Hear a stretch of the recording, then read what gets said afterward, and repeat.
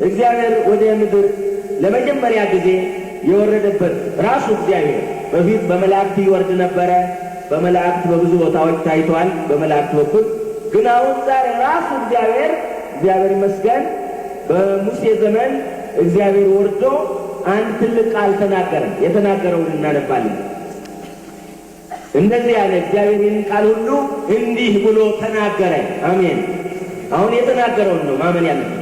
እንዲህ ብሎ ተናገረ። ምዕራፍ 20 ከቁጥር 1 ጀምሮ ከግብፅ ምድር ከባርነት ቤት ያወጣሁ እግዚአብሔር አምላክህ እኔ ነኝ አለ። ከእኔ በቀር ሌሎች አማልክት አይሁንልህ። አንደኛ ስማ እስራኤል ሆይ ስማ፣ ከእኔ በቀር ሌሎች አማልክት አይሁንልህ አለ። በላይ በሰማይ ካለው በታችም በምድር ካለው ከምድርም በታች በውሃ ካለው ነገር የማንኛውንም ምሳሌ የተቀረጸውን ምስል ለአንተ አታድርግ። አሜን በሉ። አታድርጉ። ሃሌሉያ። አታድርግ አለ ራሱ እግዚአብሔር። አሜን። ኢየሱስ ይባረክ። አትስገድላቸው። አሜን በሉ። አትስገድላቸው። አሜን። አታምልካቸው። አሜን። ከእናንተ ይጠበቃል። በሚጠሉን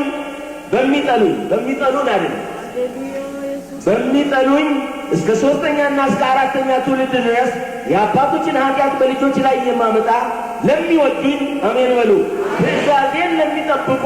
ምንድነው ትእዛዙ?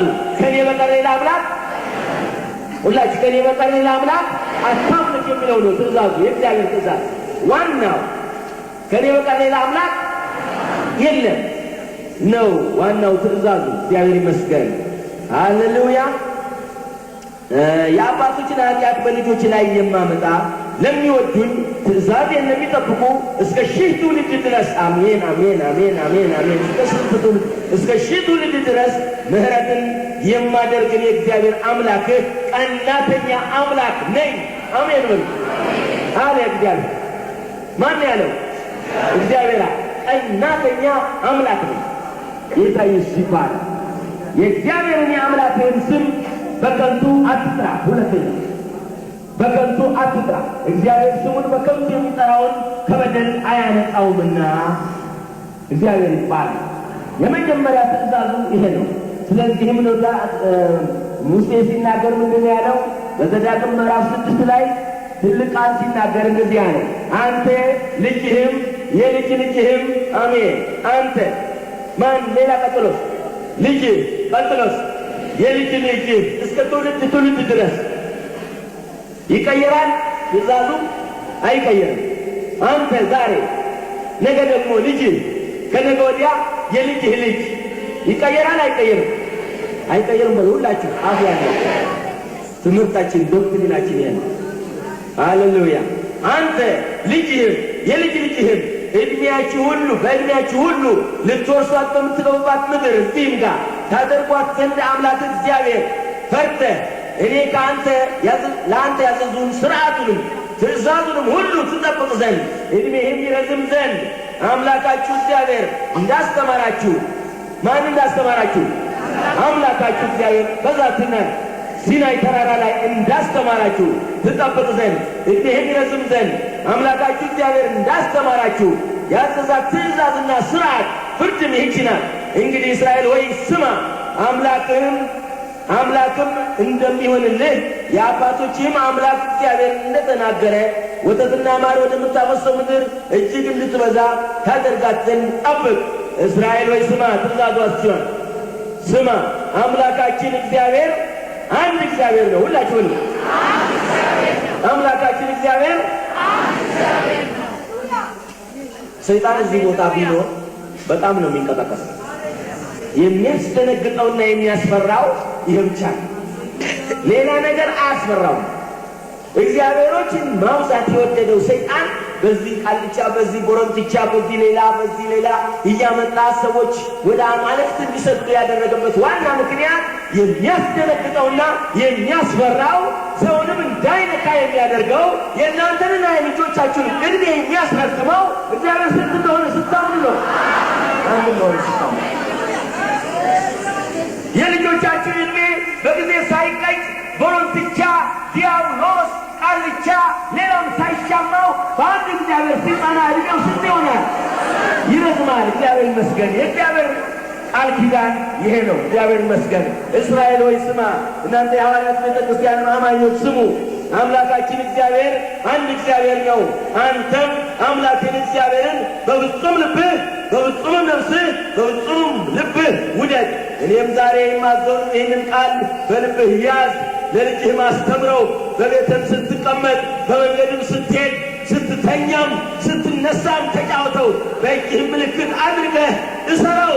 በዓይኖችህ መካከል እንደ ኪዳን ይሁንልህ። በቤትህ መቃኖች፣ በደጃፍም በሮች ላይ ጻፈው። ምንድነው የሚጻፈው? እግዚአብሔር አንድ ነው። ምንድነው የምንጫወተው? እግዚአብሔር አንድ ነው።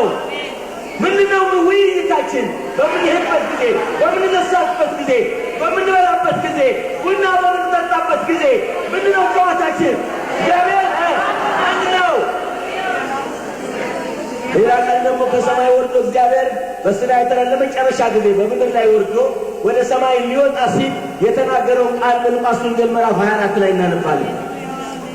ከቁጥር 44 ጀምረን እርሱም ከእናንተ ጋር ሳለሁ አለ እግዚአብሔር እዚህ ዓለም ላይ 33 ዓመት ተኩል በተቀመጥኩባት ጊዜያት ሃሌሉያ ብዙ ነገር ነግሬያችኋለሁ።